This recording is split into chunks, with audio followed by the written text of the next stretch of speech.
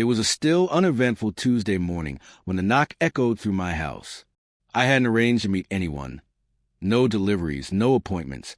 Yet a man stood at my doorstep in a crisp suit, clutching a thick manila folder like it held the fate of the world. "Mr. Carter?" he asked. "Yes," I replied.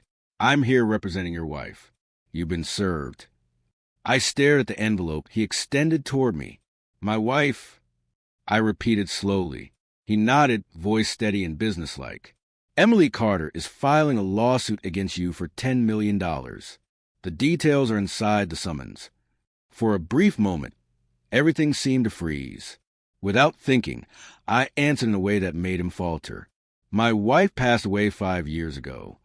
His eyes widened. The hand gripping the folder tightened. The smooth professional mask he wore cracked. I'm sorry, sir. There must be some mistake." "No mistake," I said evenly. "Emily died in a car accident 5 years ago this October." The color drained from his face. With shaky hands, he opened the folder and began leafing to the documents, as if desperately searching for a reality check. "I was hired by her attorney," he murmured. "They assured me she was alive." I stepped back and gestured for him to come inside. His unease was clear, but it wasn't the same as mine. Once he was seated on my couch, rifling through the paperwork again, I took down a small wooden box from the bookshelf. Inside were Emily's death certificate, hospital records, and a newspaper clipping of her obituary. He examined each item with growing disbelief. This can't be real. Someone filed a lawsuit using her identity. There's ID, a signed affidavit. That was when the icy truth settled in. Someone was pretending to be my wife. But who and why? I didn't have to wait long to find out. 2 days later, my phone lit up with a call from an unfamiliar number. "Hello, darling." A woman's voice cooed, smug and self-assured. Surprised to hear me? It wasn't Emily, but it was someone who knew her so well she could mimic the tone, the rhythm, the way Emily used to say certain words. There was only one person capable of pulling that off. Her sister, Vanessa. Vanessa had always lived in Emily's shadow. Competitive, envious, constantly measuring herself against her sister.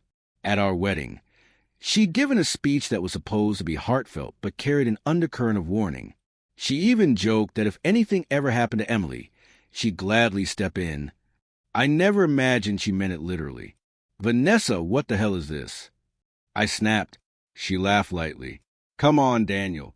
You don't honestly believe Emily left you everything, do you? Half of what you should have been mine. I'm just taking what's owed. Call it creative redistribution." "She's dead, Vanessa." "Is she?" she replied, feigning innocence. "Because the law says otherwise, thanks to a little loophole in our state's inheritance code. All I needed were a few forged signatures, and some people who can't tell us apart." The sickness in my stomach churned. She had fabricated documents, stolen Emily's identity, and set up a fraudulent divorce claim to grab half my assets. She'd even roped in corrupt officials to make it seem legitimate. She hadn't expected me to fight back.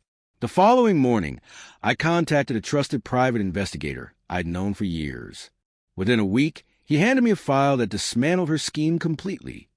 Surveillance footage of her meeting shady legal fixers, phone recordings of her bragging about suing her dead sister's husband, and emails that laid out her plan in detail.